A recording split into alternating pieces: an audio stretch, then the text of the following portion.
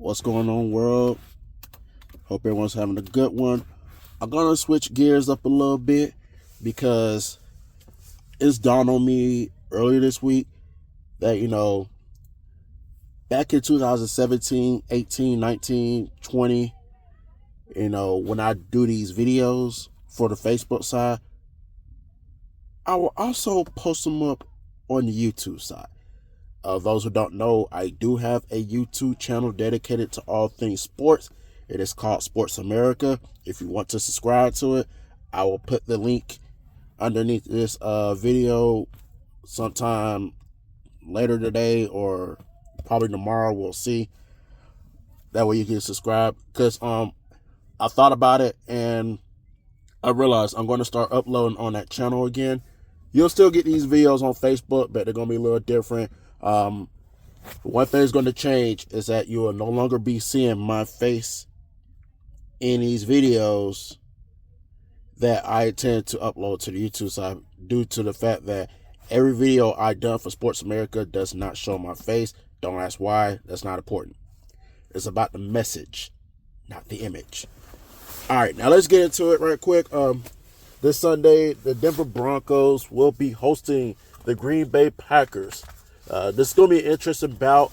I was doing some research in relation to the Green Bay Packers prior to making this video. And the one thing that really stuck out is that both of these teams are relatively even. Both teams are, stat-wise, they're both middle of the road offenses, but really good defenses. Obviously, both teams have their advantage somewhere. If I had to give the Green Bay Packers an advantage over the Broncos in one department, it would definitely be interceptions, offensive-wise.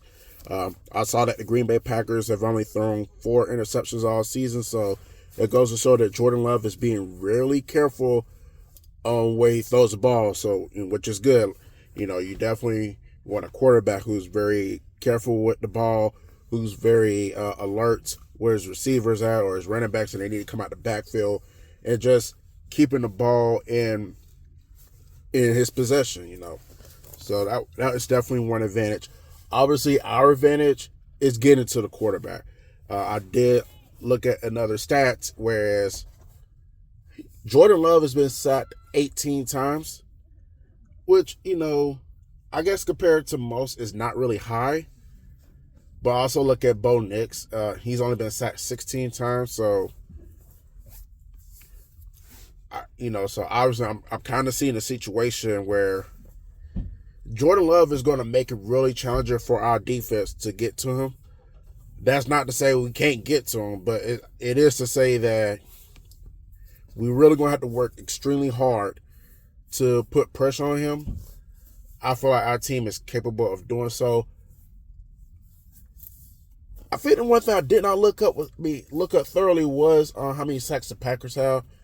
But since they got a really good defense, I'm going to assume that they're up there. Not in the top 5, obviously. I've seen the top 5. Somehow the Atlanta Falcons are in the top 5 with sacks. What kind of world we're living in when they're in the top 5? But I digress. But yeah, the Packers, I don't think they're up there. It may be, I'm not sure. Or if they are, they're probably on the tail end of the top 5. But my point is, there's our advantage. We're more capable of getting to the quarterback. Obviously, I do believe that the Broncos will get to Jordan Love a couple of times. Obviously, not only do they want to keep the winning streak going, not only do they want to make the playoffs, but you also got an opportunity to break the record for most sacks in the season. I think it's 84 Bears that had 72. It's either 84 or 86 Bears. We know it wasn't 85 Bears, but it was one of those Bears teams in the mid-'80s. I think it was the 84 Bears that has 72 sacks. The Broncos are on pace to eclipse that record. I think if they get like 4 or 5 sacks in this game, which is very possible with our defense. But if it happens, I think we get there. I think that defense is going to break the record. So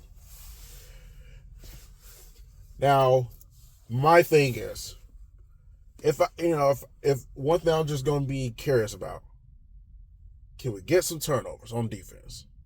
Can my defense create turnovers? That's probably been our only Achilles heel this year, failing to create turnovers on defense, because the Broncos are near the bottom of the rankings in that department. And granted, getting turnovers are always guaranteed wins, but getting turnovers can flip the field and give your offense a better chance. Which segues into my second key of the game.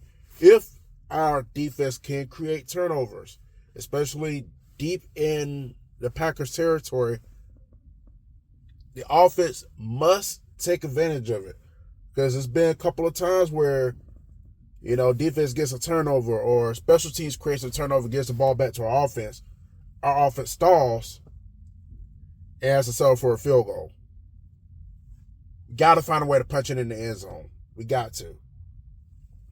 Now, another thing that really stuck out, going back to the Raider game, I think it got a little lackluster in the fourth quarter because, you gave up a touchdown at the end. Now, obviously, you had some type of weird penalty when I guess our players trying to get back to the line of scrimmage and they called them for some nonsense that led to the Raiders getting a field goal position to kick a field goal. Now, the good news is it wasn't the game-winning field goal. The game was already decided. But, you definitely don't want to get in that position, whereas the opposition, in this case, this week, the Packers, could be driving for a game-winning field goal. We definitely got to be more disciplined down the stretch. So, which is the third key. We got to be more disciplined. We got to be more disciplined. I guess the one thing we can say is that we have not been through a game. We have not seen a game where the Denver Broncos committed 20 penalties. But the fact that the Broncos do commit an ample amount of penalties is still not good in itself. So, definitely got to be more disciplined. I know it's pretty much late in the year. And at this point, when you get to this part of the season, what your team is at that juncture, that's what you're going to see the rest of the year. It's going to be too late to try to make simple changes. So, but I do feel as if the Broncos can play a little bit more disciplined. I would like to see, like I said, I would like to see the Broncos also find a way, Raheem Morris. I'd like to see the Broncos punching in the end zone for touchdowns whenever if the defense or special teams commits turnovers, forces turnovers deep into Packers territory. I like to see that. Third key, get disciplined. The fourth key, and this is probably my final key of the game, key to victory, I should say, is force the Packers to play your game, which shouldn't be hard to do. You notice what I said earlier. The Green Bay Packers are a middle-of-the-road offense. So it shouldn't be too difficult to force the Packers to play your type of game.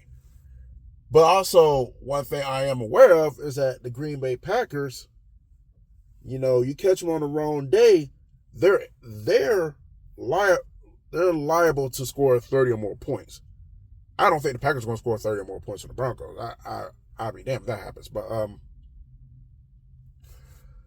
But yeah, definitely got to force them to play your type of game. Because, you definitely got to force them to play your type of game. I really enjoyed what I saw last week against the Raiders for ample amount of the game, which was, they forced the Raiders to play. Well, it's the Raiders.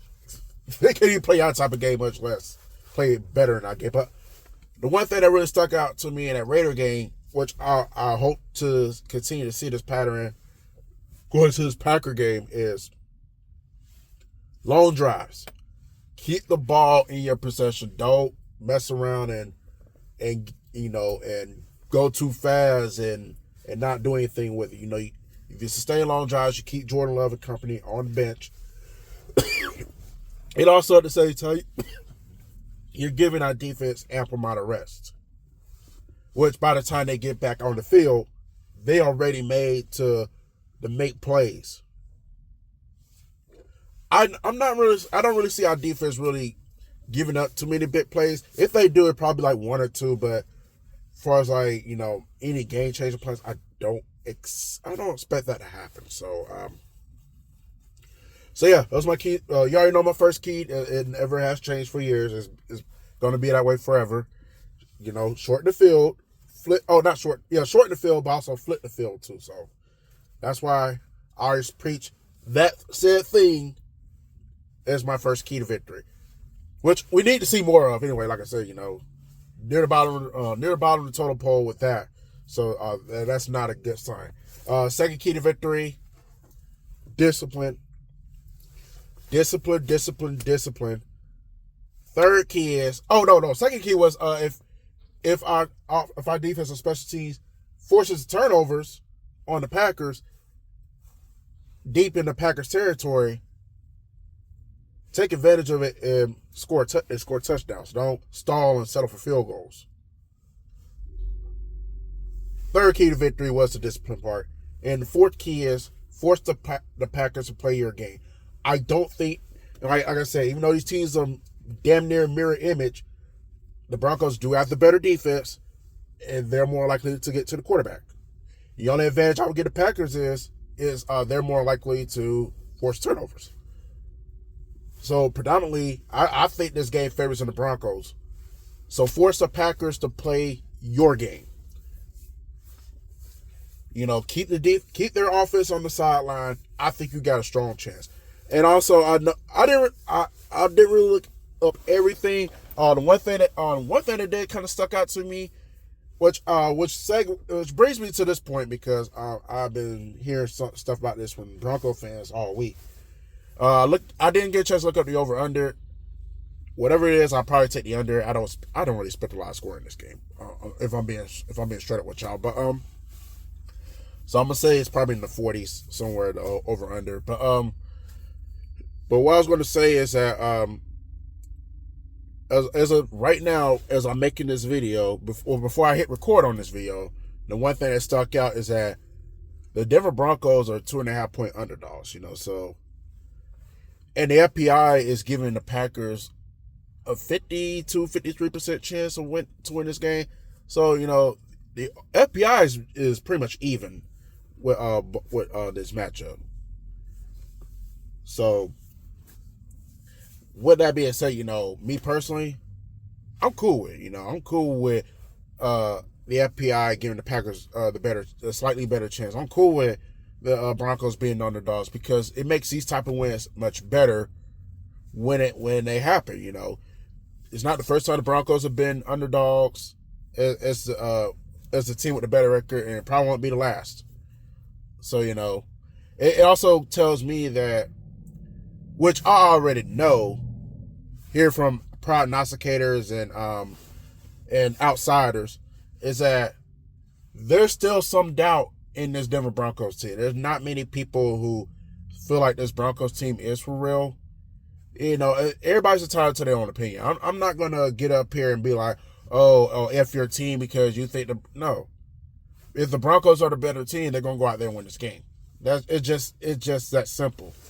So I know some Bronco fans are going to take offense to it. Hey, I wouldn't if I were y'all, but I can't tell y'all how to fan. But also, like I said, I look at it as a positive. I'm glad they're underdogs. I'm glad they making the Packers a favor. Because, like I said, we got a chance to prove. It opens up an opportunity for the Broncos to prove everyone who doubts this team wrong. That's it. So thank you, Vegas. Thank you, ESPN, FBI, for picking the Packers and having us as favorites. I'm glad y'all did that. You're not hurting my feelings. You're not going to get any uproar from me. Because if my team is a better team, they're going to go out there and just prove it. See, because there are a lot of people who don't believe in the Broncos, and that's fine. You got people talking about Bo Nix. That's fine. And I think I heard this quote. I don't know if it's true or not, but if it is true, then power to Bo Nix. Somebody asked, I think it was interviewed earlier this week, and they brought up the point that the Broncos were underdogs and asked him what was his thoughts on it. I don't know why I'm stuttering just now, but like they asked him what was his thoughts. He says his mom predicts him to win, and that's all that mattered to him. That's the type of quarterback I want for my football team. I was skeptical last year. I will admit I was skeptical. I know some Bronco fans wanted Bo Nix. I was skeptical because I didn't know which version of Bo Nix we was going to get. Like I said, if we get the Oregon version, we're in good hands. If we get the Auburn version, this could get it very interesting. Very interesting. But Bo Nix, he has shortcomings. Which quarterback has it? But he has proven that he wants to win. He's proven that he's going to try his best every week and compete and leave it all out there. He trusts I like to think he trusts his teammates, which we got to be on point. We got to be on point. I didn't really see too much of a running game last week. I think I don't want the J.K. Dobbins injury to be to cripple the Broncos in a way offensively. Because, RJ Harvey has been doing this thing. Obviously he's probably not going to win Rookie of the Year, but he's been holding it down, but I still need to see a little bit more for him and McLaughlin this Sunday. Obviously the receivers are not going to be perfect, but if we can haul in these catches, that'll be awesome. Now I will give one criticism about Bo Nix. At times he does proceed to overthrow his receivers. Now that thing he needs to work on. We all see it, and obviously he's a young quarterback, but I'm not gonna make that as an excuse. You got to the NFL. You're not gonna be perfect, but we need you to be more on point than not. So, like I said, the one thing he does need to work on is accuracy. Because like I said, he does have moments of overthrowing his receivers, and sometimes he has moments of underthrowing his receivers, which leads to him throwing interceptions. Can't be having that. You definitely don't want to put your defense back out there in bad predicaments, and make it difficult for them, much less yourself. So that'll be one thing I'll be concerned about. Not concerned. That'll be one thing that'll definitely stick out for me. One thing that'll definitely stick out for me on defense is the pass interference penalties. And this, like I said, this boils down to discipline. Now, I know some are kind of like tit for tat, but I have seen an ample amount of penalties in that Raider game last week, and I'm thinking to myself, like, okay, I hope it's on the Raiders. And soon I see the replay, it's definitely on the Broncos. So, definitely gotta be more disciplined on defense. We gotta seize with the defensive pass interferences, especially for Surtain and Riley Moss. They've been the biggest prognosticators of that all year. Need to kind of get that in check. So, but other than that, Will Lutz, you keep doing your thing. I don't think you missed a field goal or extra point in quite some time. You keep doing your thing. Crawshaw, you keep doing your thing. You've been doing exceptionally well with the punts. I know you had like one or two throughout the course of the season that was kind of like WTF, but for the most part, you've been doing really well with your punts, pinning oppositions, especially when you got to get in a field position. You're on point with pinning your opposition within the 20-yard line, and I'm very pleased with that. But I seen this in Gainesville. Not literally in Gainesville, but I seen this when he was in Gainesville. So when I heard that the Broncos drafted Jeremy Crawshaw, I knew it was going to be in good hands. He's definitely an upgrade from Riley Dixon. I'm just going to call it like it is. So, but yeah, as far as the injury report, like I said, J.K. Dobbins still going to be out. Ben Powers is out. Lucas Kroll is out. I don't expect the offense to miss a beat, but I do. It would be nice to get those players back. Trying to get a little bit more star power back for this offense, especially going down the stretch. Because these last 4 games, they're definitely no gimmies. Definitely got to come with it. I don't expect the Broncos to lose out and go 11-6. So, but it's going to be very difficult to run the table and get to 15-2. And as far as the 1 seed, if it happens, hey, cool. You already know my stance on it. If the Broncos get the 1 seed, you better go to Super Bowl winning. That's all I'm gonna say about that. I do feel like the Broncos are capable of getting the 1 seed, but until we get to that point, we need to do first things first. We need to win this game. We need to win on Sunday. Because if the Broncos win this game on Sunday, they'll clinch a playoff berth. It's just win and you're in. I don't think the Broncos can lose and still clinch. I think there's only one way the Broncos could possibly lose this game and still clinch playoff berth by Sunday. I think everybody in the mix has to lose. Jaguars got to lose, Chargers got to lose, Bills got to lose, Texans got to lose, and I think the Colts may have to lose also. But instead of just worry about all that, just win the game. Just win. Now, if you tie, which could happen, but I don't anticipate it to happen, then their chances of making the playoffs are still just as good because instead of probably need all those teams to lose, you probably need one of those teams to lose, mainly between the Chargers or the Texans.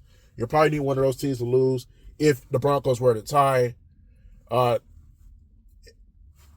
I don't know who the Texans are playing this week, but I do know the Chargers are capable of losing on Sunday. They got to play the Chiefs. And they also, you got to think about, what situation the Chiefs are in. They're still trying to fight for a playoff berth, so I can anticipate the Kansas City Chiefs stepping up to the occasion on Sunday against the Chargers. So, but nonetheless, let's go ahead. Let's just handle our own business. Let's just beat the Packers and get in that way. A Chiefs win will help the Chargers. No, I mean not help the Chargers. I'm about to say help the Chargers. A Chiefs win will help the Broncos out because then we get in position the next week, week 16. Broncos play the Jaguars, Chargers play the Cowboys. If the Broncos beat the Packers and the Chargers lose to the Chiefs, then come week 16, either a Broncos win against the Jaguars or a Chargers loss to the Cowboys will grant the AFC West to the Denver Broncos. And then once the Broncos clinch the AFC West, which is likely to happen, then we can really focus on trying to get that 1 seed. And I gotta keep stressing this because this conversation about the 1 seed because I hear Bronco fans talking about they want the 1 seed, they want the Patriots to lose, and I 100% get it. I want everybody to understand. I 100% get it. The Broncos haven't lost a home game since October 2024 when they played the Chargers at home. That was the last time they lost a home game. And Broncos seem to be invincible at home nowadays, which plays into what I want. The Broncos get home for the advantage, go to Super Bowl, win it. I feel like if the Broncos were to get home for the advantage, I think they keep up keep up momentum and go on and win winning the playoffs. So I get it. I feel like the Broncos playing at home does create a great advantage for the team, especially in January. Mile High Stadium, aka Empower Field, but we still call it Mile High Stadium. It has a great advantage for the Broncos, and teams have a tough time acclimating to that Mile High air. Add to the fact that it's going to be cold out there. Yeah, it can create problems for opposition. So yes, I can see why. That's why Bronco fans feel that it is important for the team to get the 1 seed, and I'm not here to argue that with the Bronco fans. But my stance is let's take it one step at a time. Let's clinch the playoff berth first, then let's clinch the AFC West, and then we can try to focus on home field. But bottom line is Broncos win, they're in the playoffs, no matter what. No matter what happens with the other games. So I do feel like it's going to be a low-scoring game. I do, and I feel that Broncos are going to win this game. I honestly feel that way. I don't anticipate the losers streak. I don't anticipate the winning streak to come to an end this Sunday. I do anticipate the Broncos to handle their business, get the dub. Let's get the 12-2. Let's clinch playoff berth, and let's try to end the season on a very high note. Let's end it with a big time advantage, and let's put fear in these teams. Let's make them be scared. Let's make them fear coming to Denver come January. Let them know what the consequences are going to be when they come to Denver in January. It's just that simple. But anyways, I think that's going to do it for me. So, DB4L, let's get this win over the Packers. Let's clinch a playoff berth. And that will be that. And y'all have a great Friday. I'll see y'all after. I'll talk about this. I will be back after the game. If you watch this on Facebook, I may do a video at halftime. We'll see. Just kind of give my report on what I see so far, what I like, what I'm not liking, what is working, what needs to change. And then I'll try to come back Monday. I'll try to come back Monday after the game. The day after, we'll talk about it on Facebook and on YouTube. So that's that. I'll try later.